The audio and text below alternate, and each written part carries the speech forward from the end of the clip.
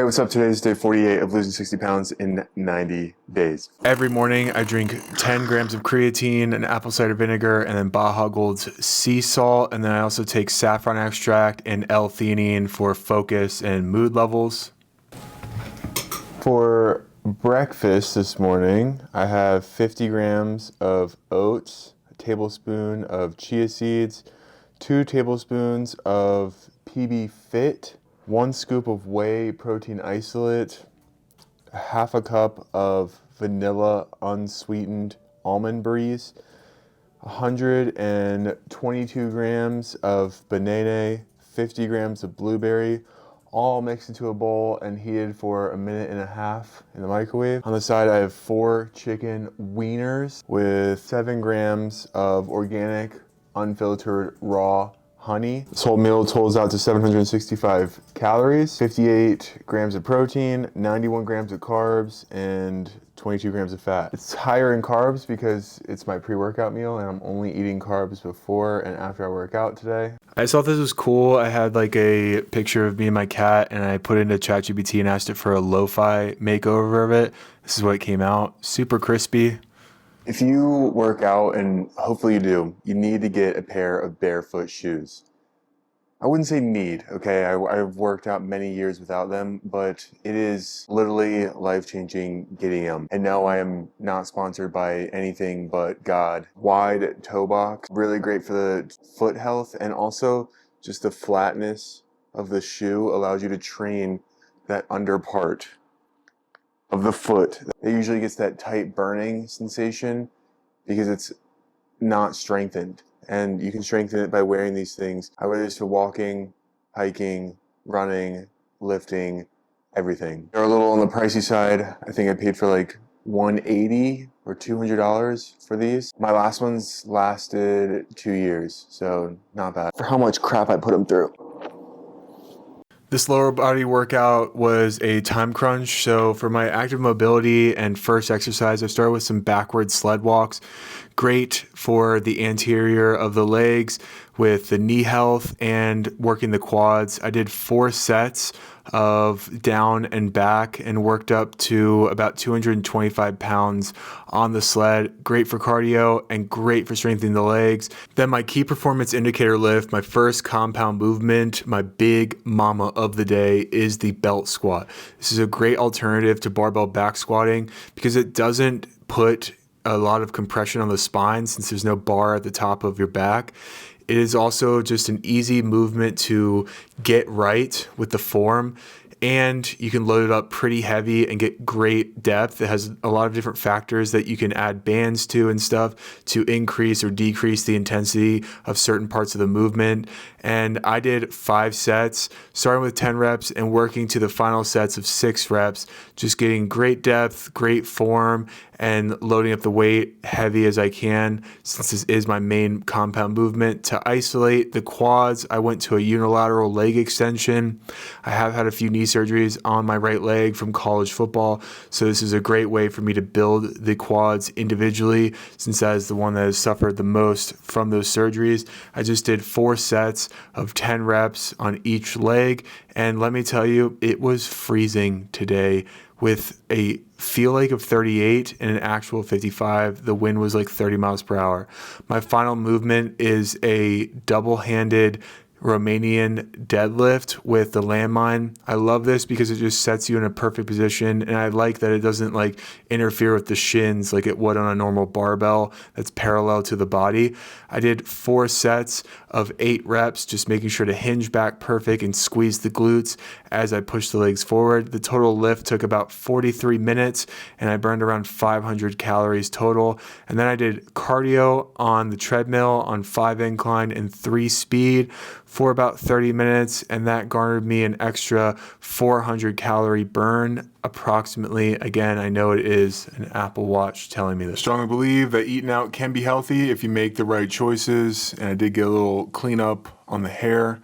Gonna trim up the beard after I eat this. The total lunch is 1,053 calories, 82 grams of protein coming from the teriyaki chicken. Just get 2 orders of that and 680 calories. The teriyaki sauce is an additional 16 grams of carbs. The worker was super nice on not giving me any broccoli, just the lettuce and leaves in it, and then 7 ounces of the jasmine rice. And this meal is leaving me with 91 grams of protein and 17 grams of fat left for the day. So I'm hitting my goal of combining my carbs all around my workouts just for better carb utilization, the glucose before the workout, and then refill the glycogen stores after the workout, and then should be good to go.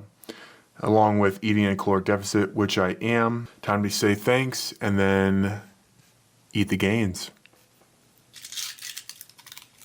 Now is the time to fulfill your dream of traveling abroad. Interesting fortune by Panda. I've been thinking that I want to take a couple trips abroad. I backpacked like 15 countries in Europe out of college, super cheap, just with some friends, and that was a lot of fun. I've been thinking I want to go to Japan for sure at some point. New Zealand sounds sick. Same with Greece and Italy, but I don't know. Gotta get my money up. All right, little care package is in. Time to open it up and see what we got going on. I have been kind of obsessed with fitness tracking since starting my fitness journey. So Whoop has this little deal where you get a free trial. You can pay money for the kind of band that you want online, but they give you a 1-month free trial of their Peak series. It's their mid-tier offer. So after the 1-month trial, see free trial available for a month, it is $239 a year. Basically what they claim to offer is 14-day battery life, recovery, sleep, and strain scores, steps, monitoring, VO2 max and heart rate zones, health span with Whoop age, which is apparently like one of the biggest reasons people get it, a stress monitor, heart monitor, and so on. Very sleek design. It kind of looks like an Apple packaging product. Super clean. This thing has been frustrating so far of just figuring that out. Like, the Apple Watch is so easy to slide and charge and simple to understand. Similar packaging to the Apple Watch, but the user experience, we're at a 2 right now out of 10. But let's see, because the best things that I've heard about Whoop is the user interface. Okay, and it doesn't have any data, obviously, because I haven't used it or anything, just put it on for the first time. But I'm gonna let that charge, and it'll be interesting to see over the next few weeks to month how it compares in tracking data to the Apple Watch. I've heard many good things about this, but it says it takes 7 nights to unlock any sleep data, and let's see, recovery, it's going to take 4 nights for recovery to figure out, and strain, it's going to take 4, so it's going to take 4 days before it can even tell me anything valuable.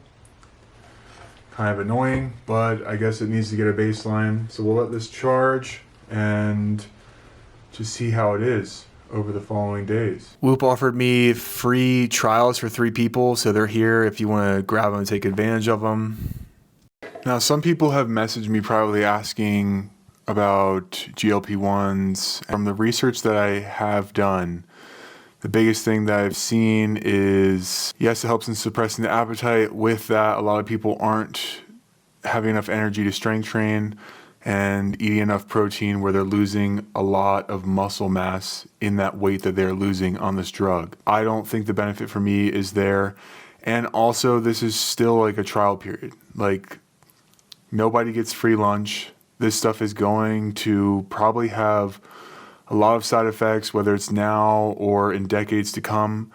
But I'm just not willing to risk my health based on a chance that I might look better.